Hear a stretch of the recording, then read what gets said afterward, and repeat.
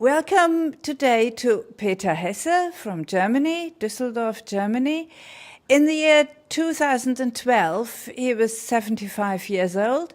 That means that he had an interesting, adventurous, and of course sometimes dangerous childhood and youth in Germany and in New York City, where he was born. And this is what he's going to tell us a bit about.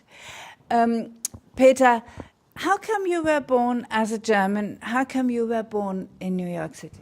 Oh, yes, that's a very good question, because it was simply due to these crazy times. Because, there was this Mr. Hitler who sort of became powerful in Germany in a very bad way.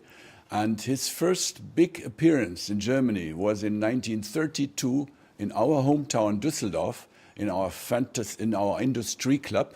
And my grandfather, a German industrialist, our manufacturer of artist colors, in the second generation already, he was there listening to Hitler. And he realized that something is going to be very bad in Germany. So in the next year, 1933, when Hitler just started to become really powerful, he could still send my father away to America to start a new subsidiary company of our German artist colors manufacturing in America, in New York. And so he was safe in New York, while in Germany times became more and more crazy. And in the next year, my mother followed, and my mother was in a very peculiar situation, because my mother's father was a nationally minded German, not a Nazi in the beginning. He was just the local head of a conservative party who was just simply taken in by the Nazis, and he believed it. He became a true Nazi, but not very dangerous and important, but he became a lower echelon formal Nazi official. And during the Crystal Night, a few years later, in 1938, exactly. 11th of November. He put on his Nazi uniform and positioned himself in front of my father's family's home, the manufacturing home, and where my grandmother was now alone. And she was Jewish? My Jewish grandmother, because she was the daughter of a Jewish banker, a very, very decent family, in my opinion, one of my best sources, and I learned a lot from her. But she was then a widow, because my real grandfather had died 3 weeks before I was born. And that's why my father brought us, my mother and myself, back to Germany when I was only 3 months old, because he didn't think it was going to be so bad in Germany. But on the other hand, he couldn't leave my Jewish grandmother alone in Düsseldorf in charge of the factory. So what happened to the grandmother? Well, my grandmother then, it was almost too late to get out of Germany, but she was saved by the idea of, well, almost buying a second husband. A gentleman from Switzerland gave his name to marry my grandmother. That was exactly 2 years after my birth. And I remember clearly when, on the second birthday, this is my very first memory, when I first met this second new grandfather, so to say, the Swiss gentleman, but before they left Germany in 1939, last moment to leave Germany in this situation. So, and your father was half Jewish. What happened to him? In the beginning, there was no problem. In the beginning, he just lived on, but after a while, the Nazis also searched for the half Jewish. By the way, I am quarter Jewish, but that didn't count in Germany. If I would have been in France, quarter Jewish, like me, would also be in danger. But in Germany, they were very bureaucratic. A quarter didn't matter. But a half Jew had to also then disappear. So he disappeared on his own in the woods. That was safer. And he was warned by a former secret police, Gestapo, that he was on the list, and so he had the possibility of getting away. So he was more or less safe in the woods. No, not safe, but I mean he survived. And I somehow stayed during this bad time and was sent during the heavy bombardments of Düsseldorf. I was sent to my faraway family in southern Germany in 43, 44, but brought back to Düsseldorf in 44, just before the end of the war. And the end of the war became really dramatic because of this strange situation.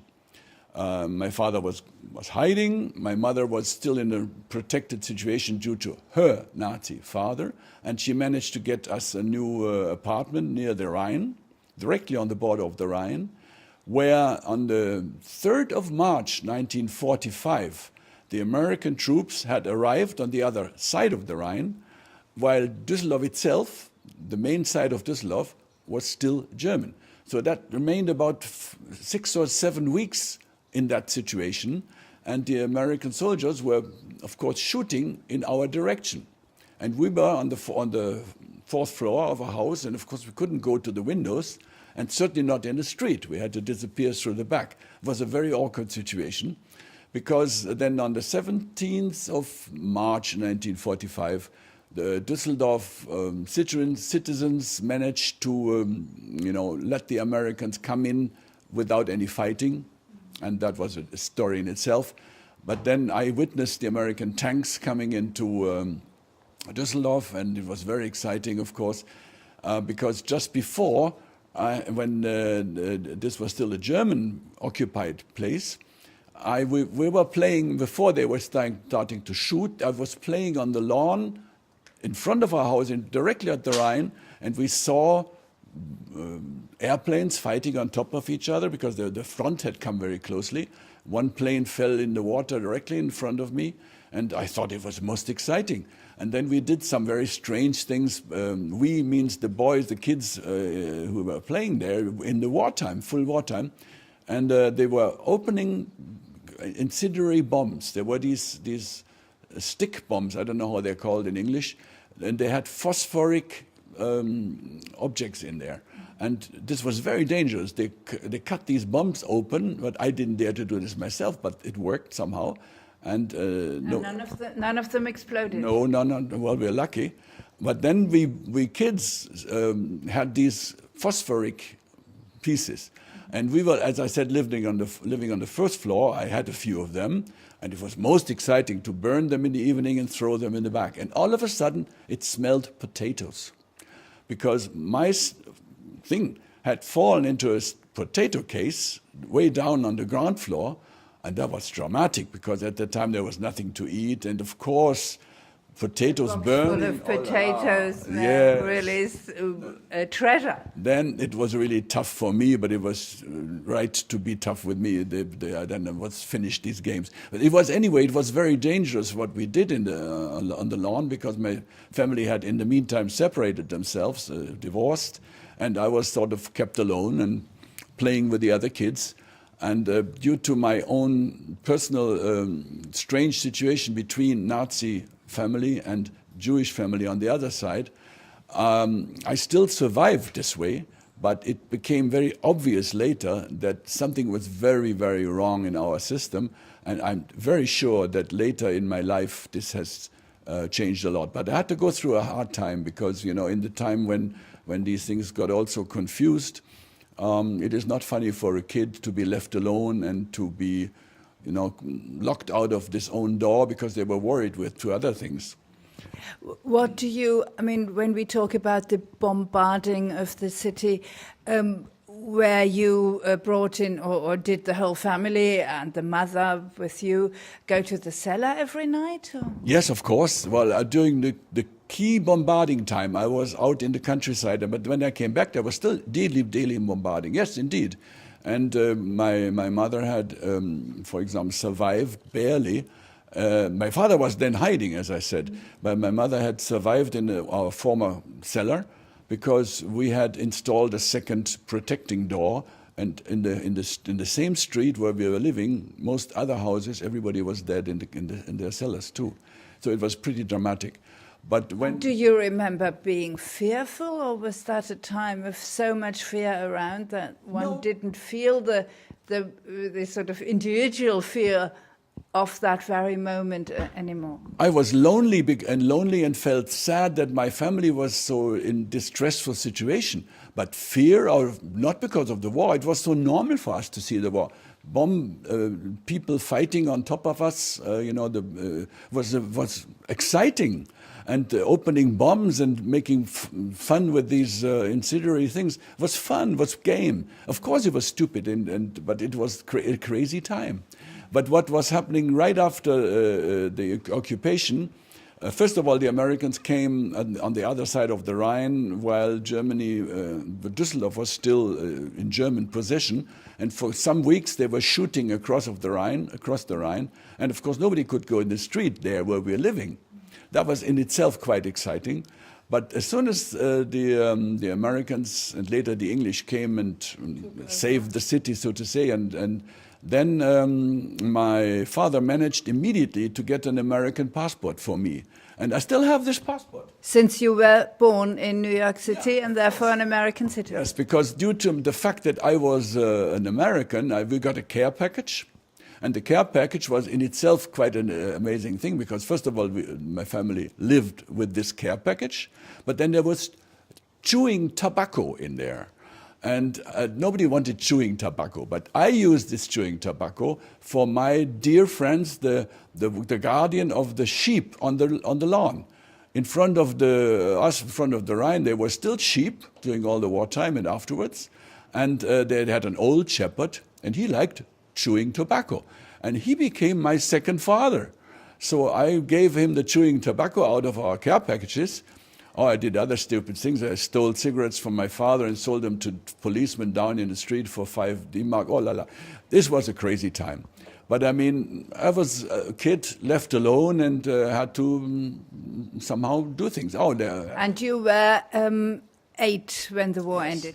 There was another nice story because we had no bridges, of course. They were all broken down in the last days of the German situation when before the Americans just arrived on the other side of Düsseldorf, all the remaining bridges were exploded by the German army. So there was no crossing of the Rhine anymore. But right after the occupation, my father had somehow managed to get a sailing boat from a former Nazi. I don't know how he managed this, but this sailing boat had a dinghy, a small dinghy. Which is a little boat, a rowing boat. Yeah, a little rowing dinghy.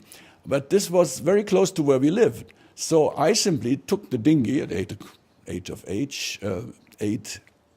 years old, so nobody was watching me anyway. And I used this to cross the Rhine because some people always wanted to come over but didn't know how. So this was a nice adventure for a young kid. So I took passengers, one per trip, and that wasn't possible otherwise, and brought them back to the other side of the Rhine. And then rode back again, and it was, while it was dangerous, but not too dangerous. Everything was dangerous in this time. So and I charged 50 Pfennig only. Later I thought, this is crazy. I could have asked for much, much more because there was no other crossing of the Rhine. Anyway, this was also a very funny period. But in the whole, when I started thinking later, because they had separated, my parents had sent me to a boarding school, and then I became slowly conscious of what has happened during these periods. And although it was sad and at the same time exciting, it was also quite clear to me later, it became more and more clear that my life had to contribute to watching that these situations may not occur again. And I realized this much later only because as a kid, as I said, it was on the one side sad and at the same time exciting. And it was a life from day to day, so there is no time to reflect. Exactly. And as a child, you don't do that anyway. Yeah, but I think I have some nice memories which are not only beautiful, but which were at least funny in retrospective. And if we come to a close now, if you sum it up, what kind of a person have these memories made of Peter Hesse? I mean, who is Peter Hesse with all these memories. Of course, they are only part of your development, but still. Well, I must, of course, it had a long-term effect on me, but it became conscious in my mind much later, really fully. And it needed some wake-up calls. It needed some wake-up calls in the middle of my life to completely change my life. And I was starting out as a normal businessman, and then I woke up, and I'm now caring for children in the world and have my own foundation, and I became quite a different person. But the former years, the early years as a child, were not directly influencing my life today, but in retrospective, it's definitely reinforcing my motivation to become a caring person and to do something that things in the world are getting better. Thanks. This was Peter Hesse from Düsseldorf, Germany, about his early years in the war and the post-war era and his later development.